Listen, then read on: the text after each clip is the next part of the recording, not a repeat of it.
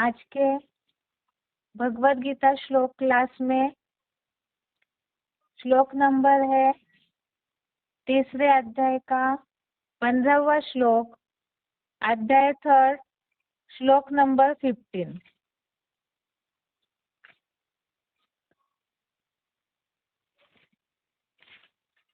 श्लोक है कर्म ब्रह्मोद्भवम विद्धि ब्रह्माक्षर समुद्भवम तस्मात् सर्वगतं ब्रह्म नित्यं यज्ञे प्रतिष्ठितम्। श्लोक दोबारा। कर्म ब्रह्मोद्भवम विद्धि ब्रह्माक्षर समुद्भवम तस्मात् सर्वगतं ब्रह्म नित्यं यज्ञे प्रतिष्ठितम्। संधि विच्छेद श्लोक का। कर्म ब्रह्मोद्भवम विद्धि ब्रह्म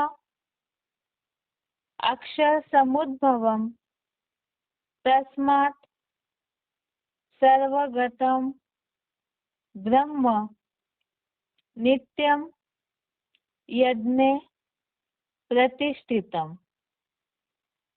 संधि विच्छेद दोबारा। कर्म ब्रह्मोद्भवम विद्धि ब्रह्म अक्षर समुद्भवम तस्मात् सर्वगतं ब्रह्म नित्यं यज्ञे प्रतिष्ठितम्। शब्दों का अर्थ है कर्म अर्थात कर्म को, ब्रह्मोद्भवम अर्थात ब्रह्मा से उत्पन्न हुआ, विद्धि अर्थात जान, ब्रह्म अर्थात ब्रह्मा, अक्षर समुद्भवम अर्थात अविनाशी से पैदा हुआ है, तस्मात् यज्ञे अर्थात यज्ञ में, सर्वगतम अर्थात सर्वगामी, ब्रह्म अर्थात ब्रह्मा, नित्यम अर्थात सर्वदा, प्रतिष्ठितम अर्थात उपस्थित है। शब्दों का अर्थ दोबारा। कर्म अर्थात कर्म को, ब्रह्मोद्भवम अर्थात ब्रह्मा से उत्पन्न हुआ, विद्धि अर्थात जान, ब्रह्म अर्थात ब्रह्मा, अक्षर समुद्भवम अर्थात अविनाशी से पैदा हुआ है, तस्मात् यज्ञे अर्थात इसलिए यज्ञ में, सर्वगतम अर्थात सर्वगामी, ब्रह्म अर्थात ब्रह्मा, नित्यम अर्थात सर्वदा, प्रतिष्ठितम अर्थात उपस्थित है। श्लोक का अर्थ है कर्म को ब्रह्मा से उत्पन्न हुआ जान, ब्रह्मा अविनाशी से पैदा हुआ है, इसलिए यज्ञ में सर्वगामी ब्रह्मा सर्वदा उपस्थित है। कर्म को ब्रह्मा से उत्पन्न हुआ जान, ब्रह्मा अविनाशी से पैदा हुआ है, इसलिए यज्ञ में सर्वगामी ब्रह्मा सर्वदा उपस्थित है। तीसरे अध्याय के जो 9वें से लेकर 16वें श्लोक तक जहाँ यज्ञ कर्म का महत्व बताया हुआ है, उसमें अभी तक हमने जैसे समझा है, यज्ञ कर्मों के लिए यज्ञ कर्म जरूरी है, उसी में ही जो बात आई थी, प्रजापति ने जो अविनाशी रुद्र यज्ञ स्थापन किया, उसमें मानसी प्रजा निर्माण करके उनको बताया कि इस यज्ञ से सत्व प्रधान सृष्टि की वृद्धि करो। और ऐसे जहाँ सत्व प्रधान सृष्टि की वृद्धि करने के लिए बोला, मानसी प्रजा को निर्माण किया, तो उसी के साथ साथ यज्ञ कर्मों का महत्व बताया हुआ है। और आज के श्लोक में ये यज्ञ कर्म जो है, यह कर्म खास बताया, कर्म को ब्रह्मा से उत्पन्न हुआ जान।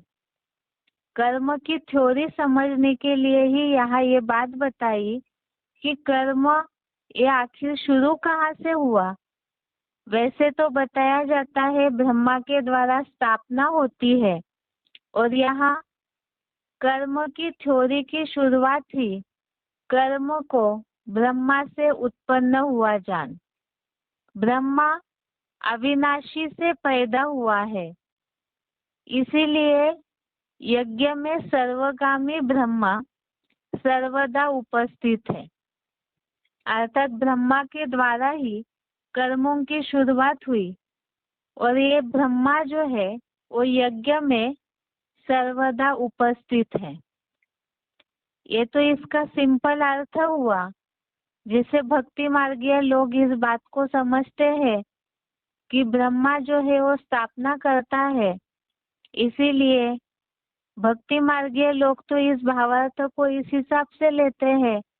इसीलिए यज्ञ में सारी आहुति डालते समय सारे देवताओं का आह्वान करके उनको आहुति डालते हैं। लेकिन यहाँ तो हम ज्ञान के हिसाब से समझ रहे हैं। इसके पहले भी श्लोकों में जहाँ कहीं भी यज्ञ कर्म की बात आई है, वास्तव में जो भौतिक यज्ञ किए जाते हैं, द्रव्य यज्ञ, दान यज्ञ, तप यज्ञ, अलग अलग प्रकार के, तो वो तो अल्पकाल के यज्ञ है। लेकिन यहाँ तो जो अविनाशी रुद्र ज्ञान यज्ञ, ज्ञान और योग की निरंतर अग्नि से पूरे पुरुषोत्तम संगम युग में चलता है, तो उस यज्ञ की स्थापना जहाँ शुरुआत हुई, वहां से ही यज्ञ कर्म की शुरुआत की ब्रह्मा के द्वारा ही स्थापना की शुरुआत होती है, और उनके द्वारा ही यहाँ पर कर्म को ब्रह्मा से उत्पन्न हुआ जान, और वही ब्रह्मा यज्ञ में सर्वदा उपस्थित है। इस तरह से बताया। एक बार इस श्लोक का क्लैरिफिकेशन सहित अर्थ समझते हैं, ताकि ज्ञान के हिसाब से शिव बाबा ने जो बात बताई है वो समझ में आएगी। सात्विक, राजसी या तामसी कर्म को नंबरवार चौमुखी संगठित ब्रह्मा से उत्पन्न हुआ जान। अधोमुखी ब्रह्मा अविनाशी अव्यक्त स्थिति वाले परम ब्रह्म से पैदा हुआ है। इसलिए ज्ञान यज्ञ में सर्वगामी संगठित हुआ 4 मुखों का चतुर्मुखी सूक्ष्म देह का अधोमुखी गिरती कला का ब्रह्मा अर्जुन ध्वजा में चंचल हनुमान रूप से कथाओं में सर्वदा उपस्थित है। सात्विक, राजसी और तामसी कर्म को नंबरवार चौमुखी संगठित ब्रह्मा से उत्पन्न हुआ जान। कर्मों की जहाँ बात आती है तो अलग अलग प्रकार के कर्म है। सदैव सात्विक कर्म से तो सृष्टि चलती नहीं, ये तो बताया हुआ है। ये सृष्टि जैसे 4 अवस्थाओं से चलती है। इस दुनिया की, इस सृष्टि की, इस काल चक्र की हर चीज ही 4 अवस्थाओं से प्रसारित होती है। इसी प्रकार से कर्म की थ्योरी के हिसाब से भी कर्म भी 4 अवस्थाओं से प्रसारित होते हैं। यहाँ इसे ही सात्विक, राजस्य और तामसी रूप में बताया है श्लोक में। और ये सारे कर्मों को नंबरवार चौमुखी संगठित ब्रह्मा से उत्पन्न हुआ जान। मुरलियों में कई जगह शिव बाबा ने इस बात को बताया है। नंबरवार ब्रह्मा है और उसी हिसाब से ही कर्म की थ्योरी भी उसी हिसाब से नंबरवार लागू होती है। लेकिन कर्म, यहाँ बात आई है यज्ञ कर्म की, तो यज्ञ कर्म की शुरुआत तो ब्रह्मा से ही हुई, क्योंकि यज्ञ की शुरुआत ही ब्रह्मा से होती है। आगे बताया है अधोमुखी ब्रह्मा अविनाशी अव्यक्त स्थिति वाले परम ब्रह्म से पैदा हुआ है। अधोमुखी ब्रह्मा यहाँ पर खास तो बाबा जो सूक्ष्म शरीरधारी ब्रह्मा है उनके हिसाब से बताते हैं। आगे भी जहाँ बताया है सूक्ष्म देह का अधोमुखी गिरती कला का ब्रह्मा, तो अधोमुखी ब्रह्मा अविनाशी, अविनाशी तो एक ही है। जहाँ श्लोक में संस्कृत शब्द आया है अक्षर, गीता में ही कई जगह पे अक्षर शब्द के लिए भी बात आई हुई है, जो कभी क्षरित नहीं होता है, जो मुकर्रर तनधारी है, जिनमें शिव बाप परमानेंटली प्रवेश है, तो वो पाठधारी जो है अक्षर है। और ऐसे अविनाशी अव्यक्त स्थिति वाले परम ब्रह्म से पैदा हुआ है। इसके लिए त्रिमूर्ति के चित्र में तो हम समझते हैं, एडवांस कोर्स जिन्होंने गहराई से समझा है वो इस बात को समझेंगे। यज्ञ की शुरुआत जहाँ पर हुई तो जो परम ब्रह्म है, परमानेंट तनधारी, रामवाली आत्मा, हीरो पाठधारी, जिनके द्वारा साक्षात्कारों का रहस्य बताया गया, तो ज्ञान के हिसाब से जो अधोमुखी ब्रह्मा है, कृष्ण वाली आत्मा, दादा लेखराज ब्रह्मा, तो उनका ज्ञान के हिसाब से जन्म होता है। यहाँ पर तो श्लोक में इस तरह की बात नहीं बताई है, तो हम एडवांस कोर्स के आधार से मुरलियों का जो क्लैरिफिकेशन है, मुरलियों में जो पॉइंट्स आए हैं उस हिसाब से समझते हैं। यहाँ बताया है अधोमुखी ब्रह्मा अविनाशी अव्यक्त स्थिति वाले परम ब्रह्म से पैदा हुआ है। तो जो अविनाशी है, अक्षर पाठधारी है, जो अव्यक्त स्थिति वाला है, ऐसे अव्यक्त स्थिति वाले परम ब्रह्म से पैदा हुआ है। किताब जो देख रहे हैं या श्लोक जो देख रहे हैं उसमें अव्यक्त स्थिति के यहाँ एक डॉट लगाया हुआ है ऊपर, और उसका ही डॉट का क्लैरिफिकेशन नीचे लिखा हुआ है। अव्यक्त स्थिति वाले परम ब्रह्म से रिलेटेड क्लैरिफिकेशन, जैसे बुद्ध, क्राइस्ट, गुरु नानक आदि सभी धर्म पिताओं के चेहरे से निराकारी अव्यक्त स्थिति स्पष्ट झलकती है, वैसे ही अल्लाह अव्वल दिन वाले सनातन धर्म के महादेव की बात है। चेहरे से ही स्पष्ट पारदर्शी रूहानियत झलकती है। एक बार दोबारा पढ़ रहे हैं इसे। जहाँ अव्यक्त स्थिति वाले परम ब्रह्म का क्लैरिफिकेशन यहाँ लिखा हुआ है, जैसे बुद्ध, क्राइस्ट, गुरु नानक आदि सभी धर्म पिताओं के चेहरे से निराकारी अव्यक्त स्थिति स्पष्ट झलकती है, वैसे ही अल्लाह अव्वल दिन वाले सनातन धर्म के महादेव की बात है। चेहरे से ही स्पष्ट पारदर्शी रूहानियत झलकती है। इसमें खास बताया, जैसे बाकी जो भी धर्मों के धर्म पिताएं हैं उनके चेहरे से उनकी जो चढ़ी हुई आंखें हैं निराकारी स्टेज वाली, उसी से ही सबको आकर्षण होता है और ये बात उनके चेहरे से समझ में आती है, धर्म पिताएं है और इस सृष्टि की आत्माएं नहीं है, अभी अभी उतरी हुई है, धर्म के कार्य के लिए उतरी हुई है। तो जो इन सारे धर्म पिताओं का पिता है, सारे धर्मों के जो भी पिताएं हैं, जो ग्रेट ग्रैंडफादर कहे जाते हैं, तो उन सब का भी ग्रेट ग्रेट ग्रैंडफादर जो है महादेव शंकर, अर्थात ही जो अविनाशी है, अक्षर है, जिनकी मृत्यु होते हुए किसी ने देखी नहीं है, और जितने भी धर्म पिताएं हैं उनकी तुलना में भी सदैव जो याद की स्टेज में जिनके चित्र जहाँ कहीं भी पूजा योग्य मूर्तियां हैं तो सारी ही याद वाली स्टेज में ही दिखाई जाती है। तो धर्म पिताएं जो है वो तो द्वापर युग से उतरते हैं, कुछ लिमिटेड जनरेशन के पिताएं हैं, तो उनकी तुलना में जो सारे ही आत्माओं का, मनुष्य आत्माओं का जो पिता होगा, तो उनकी निराकारी स्टेज जो है और जैसे पूजा योग्य जो उनकी मूर्तियां बनी है उसमें अब तक भी नजर आती है।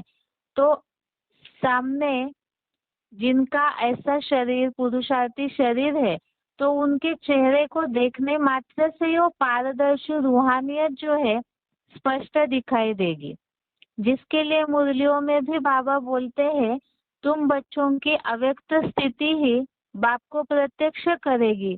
तो चेहरा ऐसा ट्रांसपेरेंट दिखाई देगा, जिससे आजकल बहुत सारी नई मुरलियों में भी बाबा लेटेस्ट क्लैरिफिकेशन दिए हैं।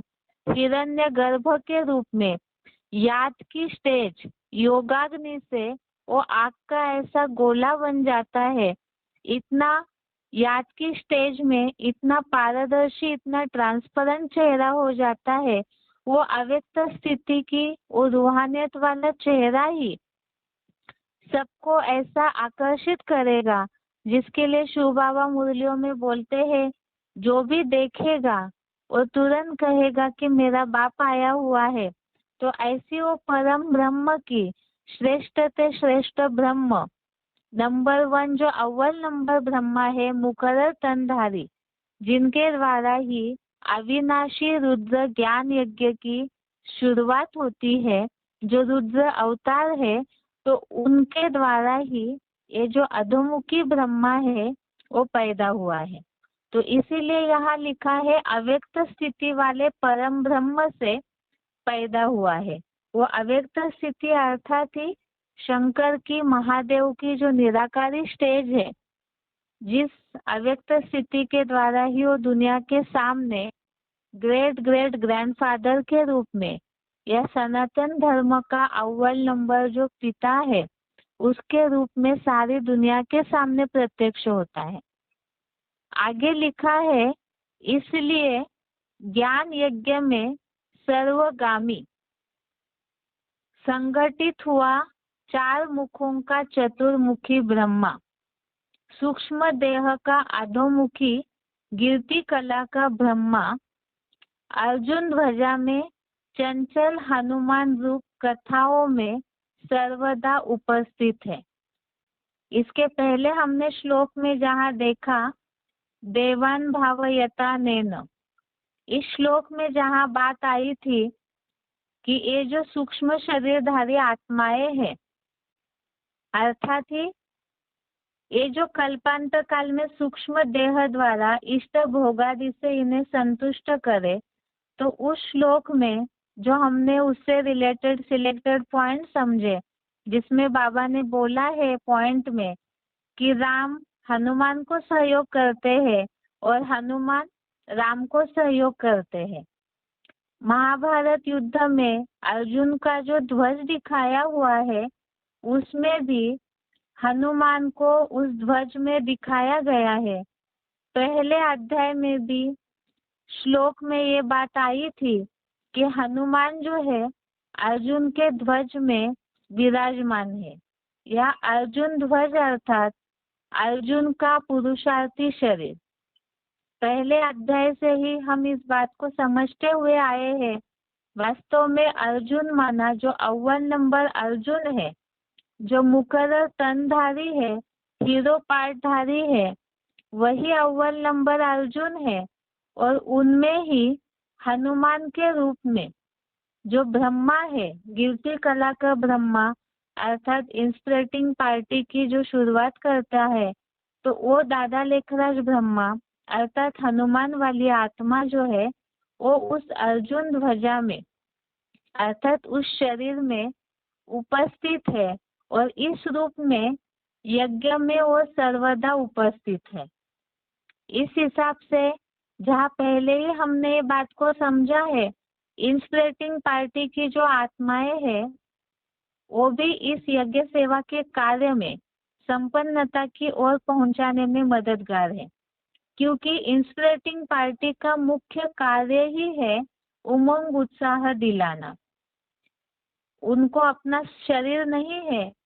यहाँ ये बात आई सूक्ष्म देह का अधोमुखी ब्रह्मा, और वो सूक्ष्म शरीर के द्वारा ही पंच तत्वों का, प्रकृति का बंधन न होने के कारण वो इंस्पिरेटिंग पार्टी वाली आत्माएं जो है अपने स्तर पर ईश्वरीय सेवा का कार्य करती है या उमंग उत्साह दिलाने का कार्य करती है।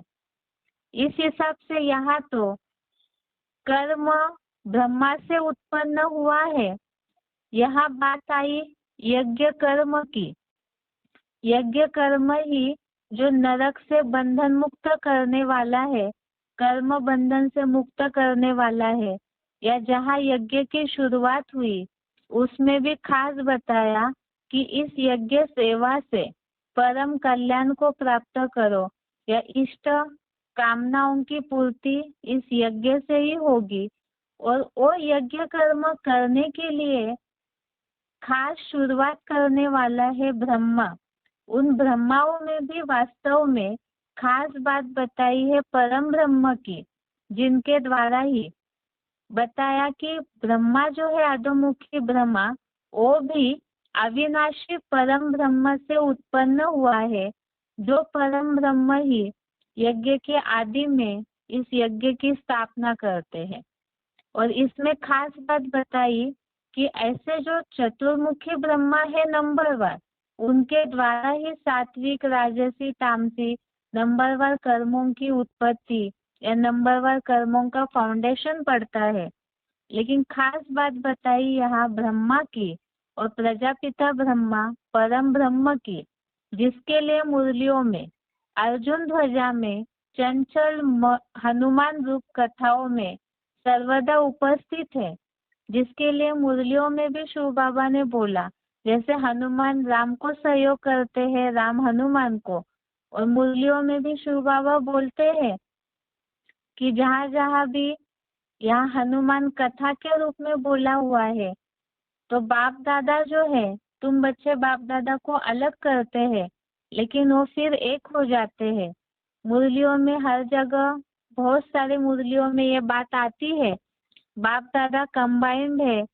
तो यहाँ पर बाप दादा अर्थात वो तो अलग अलग भावार्थ से भी बात आती है, लेकिन यहाँ खास परम ब्रह्म और ब्रह्मा अर्जुन ध्वज में हनुमान उपस्थित है, अर्थात उनके द्वारा ही इंस्पिरेटिंग पार्टी और राम वाली आत्मा, इन दोनों की निशानी के रूप में ही ये बात यहाँ बताई हुई है। और खास इसमें बताया अव्यक्त स्थिति के लिए परम ब्रह्म के द्वारा, वो जो अव्यक्त स्थिति है उसके द्वारा ही परमात्मा पार्ट की प्रत्यक्षता होती है, वो बात भी इस श्लोक में बताई। ये तो क्लैरिफिकेशन वाली बात है, लेकिन दुनिया को समझाने के हिसाब से कर्म युद्ध है ये, और इस कर्म युद्ध में सभी उमंग उत्साह डाउन होता है, कहीं ना कहीं डाउन होती है मानसिक स्थिति, तो वो तब नहीं होगा जब कर्म की थ्योरी को समझेंगे। और कर्म की थ्योरी समझने के लिए बताया यज्ञ कर्म करना है, जो बंधन मुक्त कर सकता है, इस नरक से बंधन मुक्त कर सकता है। और वो कर्म करने का फाउंडेशन डालने वाला कौन है, तो उनकी पहचान, यज्ञ कर्म की शुरुआत जिन्होंने की, उनकी पहचान ही इस श्लोक में दी है कर्म ब्रह्मोद्भवम विद्धि ब्रह्माक्षर समुद्भवम। इसमें एक खास बात बताई, ब्रह्मा के द्वारा ही वास्तव में इस कर्म की शुरुआत होती है। ये आज के श्लोक का अर्थ है। एक बार इसे उच्चारण से सुनते हैं और इसके साथ ही जो अव्यक्त स्थिति वाला परम ब्रह्म है, जिनके द्वारा बाकी प्रत्यक्षता होती है, उससे रिलेटेड एक सिलेक्टेड पॉइंट है, उसे सुनते हैं। कर्म ब्रह्मोद्भवं विद्धि ब्रह्माक्षरसमुद्भवं तस्मात् सर्वगतं ब्रह्म नित्यं यज्ञे प्रतिष्ठितम्। सात्विक, राजसी या तामसी कर्म को नंबरवार 5 मुख वाले ब्रह्मा से उत्पन्न हुआ जान। अधोमुखी ब्रह्मा अविनाशी अव्यक्त स्थिति वाले शिव बाबा से पैदा हुआ है। इसलिए ज्ञान यज्ञ में सर्वगामी संगठित हुए 4 मुखों का चतुर्मुखी सूक्ष्म देह का अधोमुखी पड़ती कला का ब्रह्मा भी अर्जुन ध्वजा में चंचल हनुमान रूप से कथाओं में सर्वदा उपस्थित है। जैसे बुद्ध, क्राइस्ट, गुरु नानक आदि सभी धर्म पिताओं के चेहरे से निराकारी अव्यक्त स्थिति स्पष्ट झलकती है, वैसे ही अल्लाह अव्वल दीन सत्य सनातन धर्म के शिव बाबा की बात है, चेहरे से स्पष्ट पारदर्शी रूहानियत झलकती है। कर्म ब्रह्मोद्भवं विद्धि ब्रह्माक्षरसमुद्भवं तस्मात् सर्वगतं ब्रह्म नित्यं यज्ञे प्रतिष्ठितम्। सात्विक, राजसी या तामसी कर्म को नंबरवार 5 मुख वाले ब्रह्मा से उत्पन्न हुआ जान। अधोमुखी ब्रह्मा अविनाशी अव्यक्त स्थिति वाले शिव बाबा से पैदा हुआ है। इसलिए ज्ञान यज्ञ में सर्वगामी संगठित हुए 4 मुखों का चतुर्मुखी सूक्ष्म देह का अधोमुखी पड़ती कला का ब्रह्मा भी अर्जुन ध्वजा में चंचल हनुमान रूप से कथाओं में सर्वदा उपस्थित है। जैसे बुद्ध, क्राइस्ट, गुरु नानक आदि सभी धर्म पिताओं के चेहरे से निराकारी अव्यक्त स्थिति स्पष्ट झलकती है, वैसे ही अल्लाह अव्वल दीन सत्य सनातन धर्म के शिव बाबा की बात है, चेहरे से स्पष्ट पारदर्शी रूहानियत झलकती है।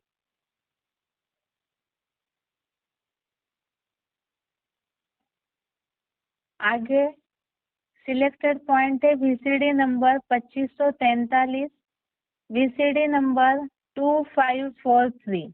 इसी श्लोक से रिलेटेड सिलेक्टेड पॉइंट है। जो ब्रह्मा के 4 मुख दिखाए, वो तो इस दुनिया में चारों दिशाओं में बात कर रहे हैं, लेकिन जो ऊर्ध्वमुखी ना सर था ना, वो तो काट दिया गया। तो ये बात किसी को मालूम नहीं कि ब्रह्मा अधोमुखी है। यहाँ संगम युग में भी अधोमुखी माने दुनिया में जो अधो माने नीचे की दुनिया है, द्वापर कलयुग, उसमें क्या होता है? ये कर्म होता है। तो ब्रह्मा से कर्मों की उत्पत्ति मानी जाती है। क्या कर्म में किसको फॉलो करना है? ब्रह्मा को फॉलो करना। क्यों?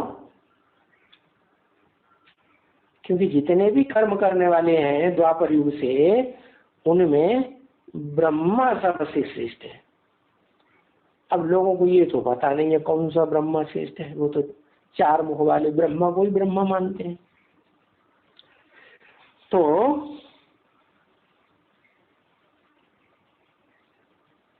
गीता में भी लिखा है, कर्म ब्रह्मोद्भवम विद्धि, कर्म जो है ब्रह्मा से उत्पन्न हुआ जान।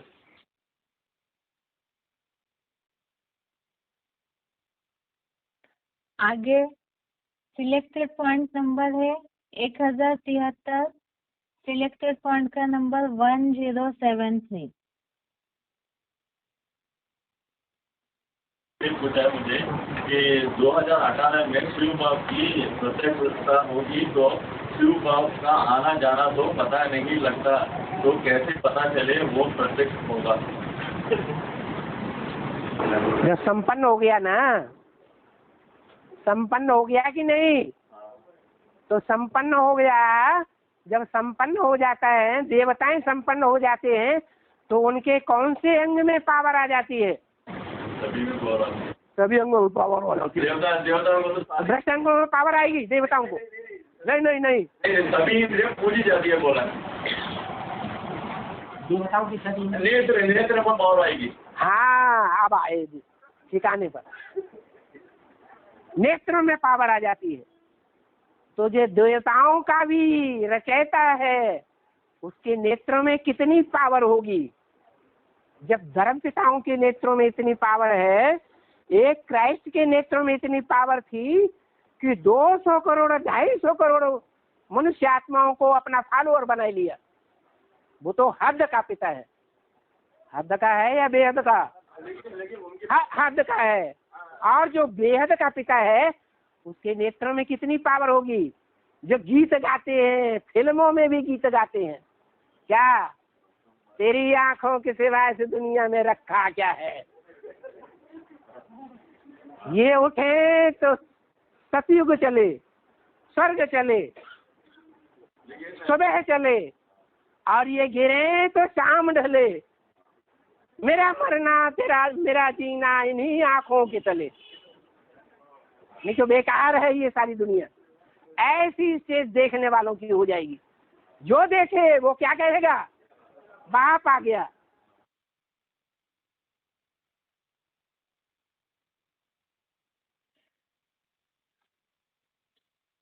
ये पॉइंट हमने सुना।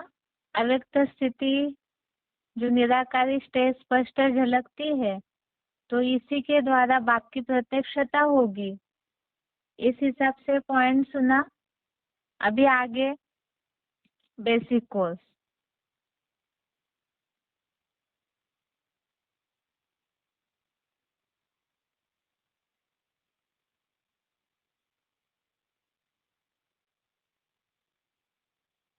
बेसिक कोर्स में हमने इसके पहले देखा है सृष्टि की आयु लाखों वर्ष है क्या। इसमें हम पॉइंट समझ रहे थे कुछ।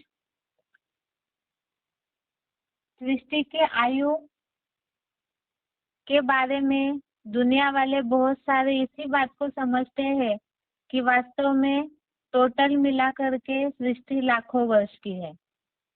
लेकिन हमने कुछ पॉइंट्स देखे जिस आधार से ये बात सिद्ध होती है कि वास्तव में सृष्टि की आयु लाखों वर्ष नहीं है। सबसे पहले बात है, लाखों वर्ष की मान्यता आई क्यों? ये सृष्टि चक्र या नाटक जो है, इसकी ड्यूरेशन कितनी है? किसी से भी पूछिए, जिन्हें भी आप जिज्ञासुओं को कोर्स करवा रहे, वो यही कहेंगे लाखों वर्ष है या हजारों वर्ष है। लेकिन गीता के आधार से हमने समझा कि जब मनुष्य आत्मा 84 लाख योनियों में नहीं जाती है, पशु पंछी योनियों में जन्म नहीं लेती है। जब मनुष्य आत्मा 84 लाख योनियों में जन्म लेने की बात गलत हो गई, इसके प्रूफ हमने देखे, तो फिर शास्त्रकारों ने वास्तव में 84 लाख जन्मों की बात को सिद्ध करने के लिए ही सृष्टि की आयु को लाखों वर्ष बता दिया। अब जिज्ञासुओं से पूछिए कि इस बात पे अगर उनको विश्वास है कि 84 लाख योनियों की बात तो सिद्ध हुई नहीं, जब 84 लाख योनियों की बात सिद्ध नहीं हुई तो सृष्टि की आयु लाखों वर्ष है, ये बात भी कैसे सिद्ध हो सकती है? दूसरी बात है कि ये बात जो है फिर 84 लाख योनियों की सृष्टि की आयु लाखों वर्ष की ये क्यों बताई गई? अब मनुष्य योनियों की लाखों जन्मों की बात कट हो गई। फिर दूसरी बात है कि ये मान्यता के लिए और दूसरी मान्यताएं भी तो लोग बताते हैं शास्त्रों के अनुसार। शास्त्रों में भी इस बात को माना जाता है कि काल चक्र या सृष्टि चक्र जो है वो 4 युगों से गुजरता है। 4 युग है वो तो बोलते ही है, बाकी अलग अलग धर्म वाले अलग अलग रूप से मानते हैं, उसको भी डिवाइड करते हैं, लेकिन ज्यादातर 4 युगों की मान्यता तो दी जाती है। अब इसमें बात है कि सृष्टि की आयु लाखों वर्ष कहने के पीछे जिसे ही शास्त्रकारों ने दिव्य वर्ष के रूप में बोला है। दिव्य वर्ष की बात को भी शास्त्रों में उल्लेख किया है। वो क्या है दिव्य वर्ष, इसे भी समझते हैं। सबसे पहले तो हमने 2 दिन पहले जो कोर्स सुना उसमें ये बात पढ़ी थी, शास्त्रों में कलयुग की आयु को 1 गुना बताया है, द्वापर युग की आयु 2 गुना, त्रेता की आयु 3 गुना और सतयुग की आयु 4 गुना दिखाई है। कलयुग को 1250 वर्ष का ही बताते हैं, लेकिन उससे दुगुनी द्वापर की आयु, 3 गुनी त्रेता की आयु और 4 गुनी सतयुग की आयु, ऐसे करके हजारों वर्ष का बता दिया। और फिर चारों युगों की जो आयु है, चारों युगों का टोटल मिला करके कल्प की आयु को लाखों वर्ष कर देते हैं। और शास्त्रकार या भक्ति के लोग बहुत सारा लंबा कैलकुलेशन बताते हैं, जो कैलकुलेशन अगर सीधे लोग हैं तो शायद समझ ही न पाए। अब इसमें बात है जो बताया पहले भी हमने कि 84 लाख योनियों का कैलकुलेशन इसलिए किया ताकि कोई जन्मों की हिस्ट्री न पूछ सके। इसी तरह से ये जो लाखों वर्ष की सृष्टि बताई जाती है वो भी इस हिसाब से, ताकि कोई हिसाब पूछने की झंझट में न जाए। दूसरी बात है, यह दिव्य वर्ष को अलग अलग शास्त्रकार अलग अलग रूप में बताते हैं, तो इसमें जो चारों युगों की आयु मिला करके कल्प की आयु को लाखों वर्ष कर दिया है, इसमें खास बताते हैं दिव्य वर्ष की बात। ये जो दिव्य वर्ष की बात है वो क्या है, पहले इसे समझते हैं, जिसमें अगला टॉपिक देखते हैं। देवताओं का दिन व वर्ष अलग नहीं होता है। दिव्य वर्ष जो है वास्तव में देवताओं के दिनों से कैलकुलेट किया है, बताया गया है। अब सबसे पहले ये समझना होगा कि देवताओं का दिन वर्ष, असुरों का दिन वर्ष, मनुष्यों का दिन वर्ष, ये अलग अलग है, एक है, या इसमें आखिर क्या खासियत है। वास्तव में शास्त्रकारों में देवताओं का दिन और रात मनुष्यों के दिन रात से लंबा कर दिया है, और देवताओं का वो जो वर्ष है, समय है, कार्यकाल है, उसे दिव्य वर्ष कहा है। लिंक समझने में कंफ्यूज ना हो इसलिए दोबारा इस बात को समझा रहे हैं। हमने सबसे पहले 84 लाख योनियों की बात देखी, जिस आधार से शास्त्रकारों ने सृष्टि की आयु लाखों वर्ष बताया। जब 84 लाख योनियों की मान्यता कट हो गई तो सृष्टि की आयु लाखों वर्ष का हिसाब भी गलत हो गया उस हिसाब से। दूसरी बात, शास्त्रकार कई जगह ये बताते हैं कलयुग की आयु 1 गुना, उससे दुगुनी द्वापर, उससे तिगुनी त्रेता, उससे 4 गुनी सतयुग की आयु, टोटल मिला के युगों का टोटल 4 युगों की आयु मिला करके कल्प को लाखों वर्ष का बता दिया है। अब इसमें सतयुग का जो कार्यकाल है वो बहुत ही लंबा कर दिया है। कलयुग से 4 गुना, माना कई हजारों वर्ष हो जाएंगे। 1250 इंटू 1250 को 4 बार गुना करना है, तो इतनी 4 गुना करने से तो सतयुग की आयु कई हजारों वर्ष हो जाती है। और इसे ही शास्त्रकार दिव्य वर्ष के रूप में बोलते हैं कि सतयुग में देवताओं का वास था, और देवताओं का जो दिन वर्ष है वो बहुत लंबा होता है। उसे ही उन्होंने, देवताएं दिव्य है, इस आधार से ही उन्होंने देवताओं के उस दिव्य समय को, उनकी दिव्यता को प्रदर्शित करने के लिए दिव्य वर्ष के रूप में बोल दिया। अभी यहाँ हमें इस बात को क्लियर करना है जिज्ञासुओं को कि क्या देवताओं का दिन वर्ष जिसे दिव्य वर्ष बोला जाता है वो देवताओं का दिन वर्ष और मनुष्यों का दिन रात या जो भी मनुष्यों के समय का काल चक्र समय चक्र चलता है वो अलग है क्या? मतलब देवताओं का दिन कोई 48 घंटे का होगा, रात 48 घंटे की होगी, ऐसे है? या फिर मनुष्यों का जैसे 24 घंटे में दिन रात होता है वैसे ही देवताओं का भी है। अब इसे समझने के लिए और कुछ हमें तर्क देखने पड़ेंगे कि क्या देवताओं का और मनुष्यों के दिन रात में अंतर है? जो समय है, कार्यकाल है, उस समय में अंतर है क्या? सबसे पहली बात, देवताओं का जो समय है वो अलग तब हो सकता है जब देवताएं पृथ्वी के अलावा कोई अलग लोक के वासी होंगे। देवताओं का दिव्य वर्ष के रूप में जो दिन रात बहुत लंबा कर दिया है, तो ये बात तो तभी सही मानी जाएगी जब देवताएं पृथ्वी के अलावा कोई अलग लोक के वासी होंगे। तो क्या देवताएं अलग ग्रह या अलग लोक के वासी थे क्या? इसे भी हमने भगवत गीता के आधार से देखा है। जो श्लोक हमने देखा था 16वें अध्याय का 6वां श्लोक, अध्याय 16 का श्लोक नंबर 6, इसमें ये बात आई है, दो भूत सर्गो लोके अस्मिन् दैव आसुर एव च दैवो विस्तरशः प्रोक्त आसुरम पार्थ मे शृणु।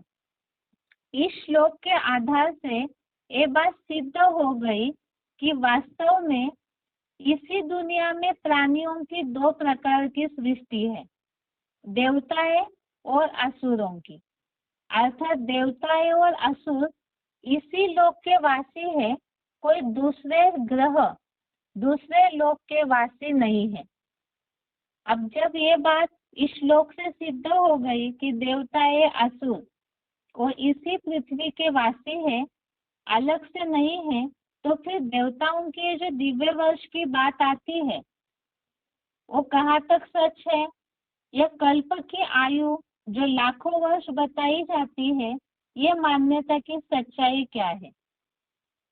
देवताओं के दिव्य वर्ष को समझने के लिए हमने इस बात को देखा कि वास्तव में दिव्य वर्ष के रूप में सतयुग का कार्यकाल जो कई हजारों वर्ष बताया जाता है, या देवताओं का दिन रात बहुत लंबा बोला जाता है, तो उसके लिए देवताओं को अलग ग्रह के वासी होना चाहिए।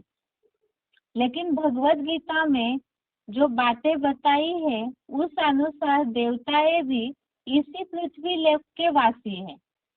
गीता के और भी श्लोकों के आधार से जहाँ पर हमने देवताओं के और असुरों के गुणों को देखा, या तो जहाँ सत असत योनियों की बात आई है, जन्म मृत्यु के चक्र की, उनके लक्षणों की बात आई है, उन सब श्लोकों में तो हमने यही समझा कि वास्तव में मनुष्य ही जब सत्वगुणी बन जाता है तो देवत्व को पाता है, और तमोगुणी बनता है तो असुरत्व को पाता है।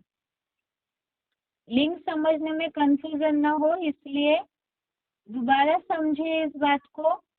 बात चल रही है हमारे, क्या देवताएं अलग ग्रह के वासी है क्या? अगर अलग ग्रह के वासी होंगे तभी उनका दिन रात लंबा हो सकता है, उनका कार्यकाल लंबा हो सकता है। लेकिन देवताएं अलग ग्रह के वासी नहीं है, वो इसी पृथ्वी के वासी है, जिसे हमने श्लोक के आधार से समझा है। गीता में जो 14वें अध्याय का श्लोक देखा हमने, उन श्लोकों से 14 और 15वां श्लोक जो है, इसमें ये बात स्पष्ट हो गई कि मनुष्य जब सत्वगुणी बनता है तो देवत्व को पाता है, और जब तमोगुणी बनता है तो असुरत्व को पाता है।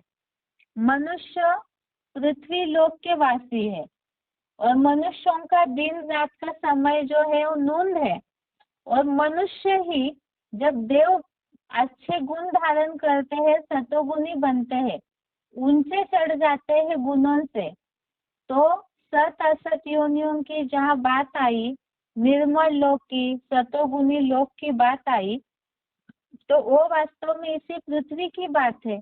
और असुरों के जो भी लक्षण हमने देखे, जिसे क्लियर समझा असुरों के लक्षणों में कि अनेक विचारों में भटके हुए, पाखंडी, घमंडी, हिंसाचारी, तो ये सारे अवगुण भी तो असुरों के इसी दुनिया के मनुष्यों में पाए जाते हैं। और इसी दुनिया में मनुष्य ही अच्छे कर्म करके, जो भगवान ने अर्जुन को बोला कि तुम आसुरी दैवी संपदा के साथ जन्म लेने वाले गुण तुम्हारे में देखने में आते हैं, तो इस हिसाब से जहाँ अर्जुन को भगवान युद्ध भूमि में भगवत गीता का ज्ञान दे रहे हैं, उस समय अर्जुन मनुष्य है और उससे दैवी संपदा वालों के गुणों की पहचान करा करके ये जो बताया, इशारा दिया, तो उस हिसाब से मनुष्य ही ऊंचा उठ करके सत्व गुण धारण करके देवता बनता है। अर्थात तो इसी पृथ्वी की बात है। अभी अभी श्लोक हमने देखा 16वें अध्याय का 6वां श्लोक, उसमें भी ये बात स्पष्ट हो गई कि देवता और असुर इन दोनों को इधर ही पाया जाता है। इसी लोक की बात है जहाँ भगवान अर्जुन को गीता ज्ञान दे रहे हैं, उसी लोक की बात है। देवता और असुर यहाँ ही पाए जाते हैं। इसी तरह से अगले जो श्लोक हमने लक्षणों के देखे, उसमें भी यही बात बताई। साथ में ही जो यहाँ बताया हुआ है कि 16वें अध्याय में जो देवताओं और असुरों के लक्षण हमने देखे, जो बताया था 7वें श्लोक से लेकर के 20वें श्लोक तक, अध्याय 16 का श्लोक नंबर 7 से श्लोक नंबर 20 तक असुरों के बहुत सारे लक्षण देखे। शुरू के जो 4-5 श्लोक है, अध्याय 16 के स्टार्टिंग के 4-5 श्लोकों में देवताओं के लक्षण आए हुए हैं। तो उस आधार से भी ये बात स्पष्ट हो गई कि मनुष्यों में ही ये सारे गुण नंबरवार कम या ज्यादा परसेंटेज में देखने में आते हैं। जब मनुष्य दिव्य गुणों से संपन्न बन जाता है तो देवता, और जब विकारों से अवगुणों से भरपूर हो जाता है तो असुर कहा जाता है। दूसरी बात, साइंस के हिसाब से भी हमने इस बात को समझा, देखा कि पृथ्वी के अलावा और कोई ग्रह पर जीव जंतु पाए नहीं जाते हैं और ना ही वहाँ कोई जीवन संभव है। तो फिर इस आधार से ही दिव्य वर्षों की और दिव्य वर्षों के आधार से कल्प की जो आयु लाखों वर्ष बताई जाती है, ये दोनों बातें भी गलत सिद्ध हो जाती है। एक बार दोबारा समझिए इस बात को। सबसे पहली बात दिव्य वर्ष की जहाँ देखी हमने, तो दिव्य वर्ष की बात तो तब आएगी समय की लंबाई चौड़ाई की बात, या बहुत लंबा जो देवताओं का कार्यकाल बताया हुआ है। वास्तव में पृथ्वी पर तो अलग से ऐसे होता नहीं है। पृथ्वी पर तो दिन और रात समान होते हैं। और देवताएं अगर उनका समय लंबा है दिव्य वर्ष के रूप में, जो लाखों हजारों वर्ष सतयुग की आयु देवताओं का कार्यकाल बताया जाता है, ये तभी संभव हो सकता है जब देवताएं कोई अलग ग्रह के वासी होंगे। लेकिन गीता के आधार से हमने इस बात को समझा कि वास्तव में देवताएं इसी पृथ्वी के वासी है। मनुष्य ही जब ऊंचा उठता है गुणों से, तो इसी दुनिया में वो देवता बनता है, और जब नीचे गिरता है अपने अवगुणों के कारण, विकारों के कारण, तो इसी दुनिया में असुर भी होता है।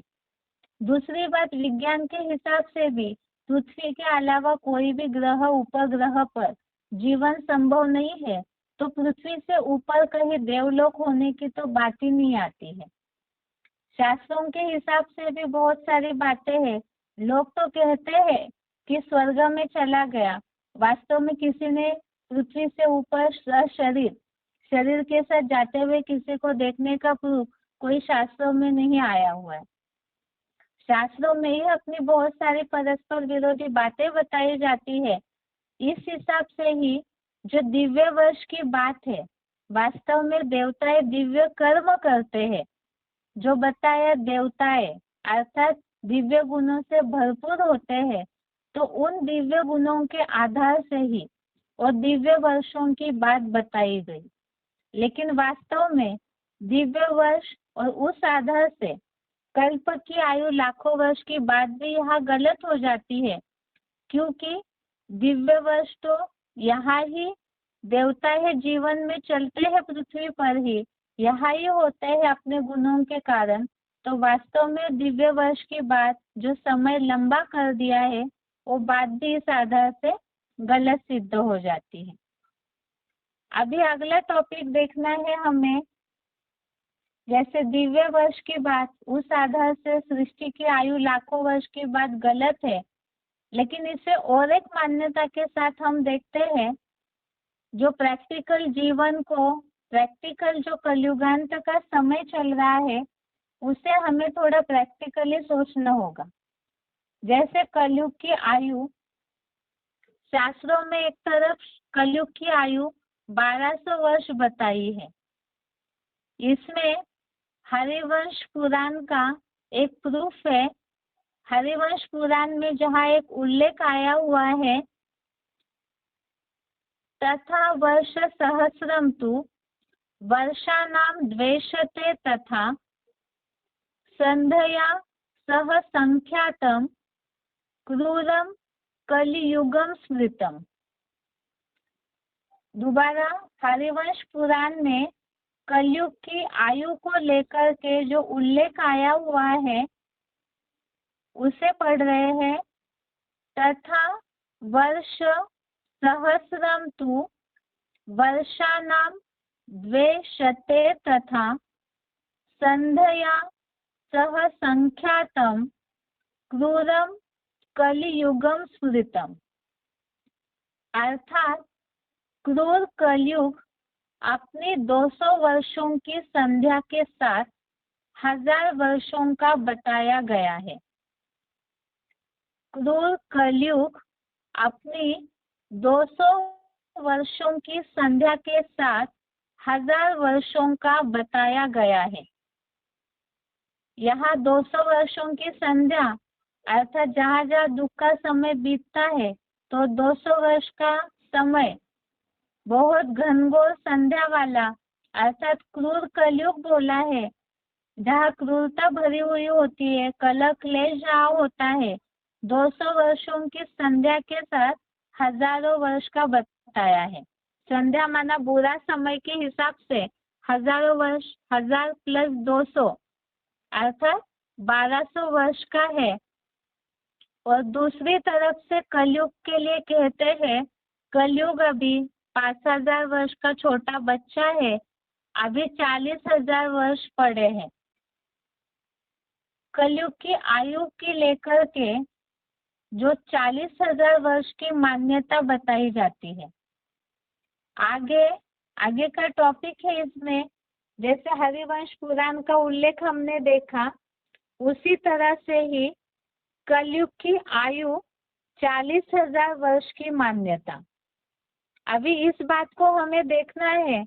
लोग दुनिया में कलयुग की आयु को लेकर के बहुत सारे अटकलें लगाते हैं, जिसमें एक तरफ से बोला है कलयुग अभी बच्चा है, 5000 वर्ष ही हुए हैं, और कई जगह लोग बोलते हैं कि अभी तो 40,000 वर्ष का कलयुग है, बहुत सारा समय लंबा पड़ा हुआ है। जो भी जिज्ञासु है, अगर वो शास्त्र पढ़े हुए हैं या दुनियावी ढेर सारी मान्यताओं को बुद्धि में धारण किए हुए हैं, तो बहुत सारी ऐसी क्रॉसिंग वाली बातें बोलते हैं लोग, जिनका उन्हें ही खुद सुलझा हुआ अर्थ नहीं पता है। अब सोचने की बात है कि कलयुग में अगर 5000 वर्ष अभी बीते हैं कलयुग को, लोगों के हिसाब से, जिज्ञासुओं के हिसाब से 5000 वर्ष में ही कलयुग का ये हाल है। जिज्ञासुओं से पूछिए कि कहीं भी ऐसी कोई शहर है भारत में, कोई ऐसा एरिया है जहाँ बिल्कुल संपन्नता नजर आती हो, कहीं झोपड़ी न हो, कहीं गरीब न मिलते हो, कहीं भीख मांगने वाले लोग न मिलते हो? ऐसा तो कहीं भी भारत में ही नहीं दिखाई देगा। और भी ऐसे देश है जहाँ बहुत गरीबी देखने में आती है। ये तो जनरल नॉलेज के हिसाब से भी लोग जानते हैं इस बात को। अब जब कलयुग 5000 वर्ष का बच्चा है तभी दुनिया की ये हाल है। भूखमरी हो रही है, कहीं पानी नहीं मिल रही है, कहीं कुछ समस्याओं से मनुष्य जकड़ा हुआ है। अब बच्चा होते हुए कलयुग की आयु, कलयुग का ये हाल है, तो 40,000 वर्ष बीतने तक कलयुग किस कगार तक पहुंचेगा, किस हालत में पहुंचेगा, ये सोचना चाहिए। दूसरी बात है, 5000 वर्ष में ही मनुष्य इतने ज्यादा तमोप्रधान बन चुके हैं और साथ साथ ही जनसंख्या भी बहुत बढ़ रही है। अब जब 5000 वर्ष के समय में ही कलयुग की ये हालत है, तो 40,000 वर्ष में क्या हाल होगा? जिज्ञासु तो इस बात को जरूर जानते होंगे। आजकल तो सब जनरल नॉलेज बहुत सारा देखते रहते हैं स्मार्टफोन में, तो ये सब जानते हैं कि गवर्नमेंट जब से भारत स्वतंत्र हुआ है तब से कुछ ना कुछ प्लानिंग करते जा रही है। इसमें खास तो बहुत सारे देशों में विश्व के ये प्लानिंग चलती है, फैमिली प्लानिंग। उसमें खास भारत है, क्योंकि भारत में जनसंख्या ज्यादा है और उस हिसाब से जनता को देने के लिए भारत के पास पर्याप्त सुविधाएं नहीं है। तो भारत को ही, हम पहले अपने देश के बारे में ही सोचे कि भारत का क्या हाल है। जनसंख्या इतनी ज्यादा बढ़ रही है, उस हिसाब से जनसंख्या को सुविधा नहीं दे पा रहा है भारत। और 40,000 वर्ष में तो मनुष्यों को शायद खड़े रहने के लिए भी जगह न मिले, तो पूरा जो अपनी जीवनचर्या चलाए उतनी जगह कहाँ से आएगी? अभी ये हाल है, जो प्रॉपर्टी महंगी होती जा रही है। थोड़ा लॉजिकली जो दुनिया का हाल है ये बता सकते हैं कि पुराने जमाने में ऐसे था नहीं, ना पैसों की इतनी कीमत थी, ना प्रॉपर्टी की थी, ना जीवनचर्या इतनी महंगी थी। लेकिन आज समाज का, आज दुनिया का क्या हाल है? जनसंख्या बढ़ते जा रही है, महंगाई भी इतनी बढ़ते जा रही है। तो 40,000 वर्षों में लोग क्या जीवन जीने इतना, सांस ले पाने इतना संभव हो पाएगा? अब 40,000 वर्ष की जो गिनती कर रहे हैं लोग, वो कब से कर रहे हैं? हमारे जो पुराने शास्त्रकार हैं, बहुत हजारों वर्ष पहले, सैकड़ों वर्ष पहले से ही जो शास्त्र बने, पुराण बने, तो उस समय से ही आज के समय में, कलयुग के इस समय में, आज की डेट में जो भी लोग शास्त्र पढ़ रहे हैं, वो शास्त्र बने कब? समझिए सैकड़ों वर्ष पहले बने होंगे। अब उस समय जो आयु शास्त्रों में लिखी गई है, उस समय उन्होंने बोला कलयुग की आयु 40,000 वर्ष है। सैकड़ों वर्ष पहले ये बात लिखी गई कि कलयुग की आयु 40,000 वर्ष है। और आज कई पीढ़ियां बीत गई, कई जनरेशन चेंज हो गई, उसके बावजूद भी आज का मनुष्य भी यही बताता है कलयुग की आयु 40,000 वर्ष है। तो क्या 40,000 वर्ष से एक दिन भी कम नहीं हुआ अभी तक? समझिए, 1000 वर्ष पहले शास्त्रकारों ने शास्त्रों में ये बात लिख दी कि कलयुग 40,000 वर्ष का है। तो आज 1000 वर्ष के बाद कम से कम ये कहना चाहिए कि कलयुग अभी 39,000 वर्ष बाकी है। जैसे एग्जाम्पल के लिए, नवंबर 18 तारीख है आज, और दिसंबर में अगर पूछेंगे कि ये साल खत्म होने के लिए कितने दिन बाकी है, तो 31 दिसंबर के पहले जितने दिन बाकी होंगे, 10 दिन, 12 दिन, तो यही बताएंगे। नवंबर 18 तारीख को ये बताया जाएगा 1 महीना 12 दिन बाकी है ये साल खत्म होने के लिए। और दिसंबर 20 तारीख को पूछेंगे तो ये बोला जाएगा कि अभी ये साल खत्म होने के लिए 10 दिन बाकी है। इसी तरह से शास्त्रकारों ने लिखते समय लिख दिया कलयुग की आयु 40,000 वर्ष है। अब 1000 वर्ष के बाद जिज्ञासु अगर आज की डेट में जिज्ञासुओं ने शास्त्र पढ़ा है तो उनसे पूछिए कि क्या 40,000 वर्ष से एक दिन भी कम नहीं हुआ होगा कलयुग का। अब कब से पूछे तब से 40,000 वर्ष ही बोलते जा रहे हैं, तो कम क्यों नहीं हो रही है आयु।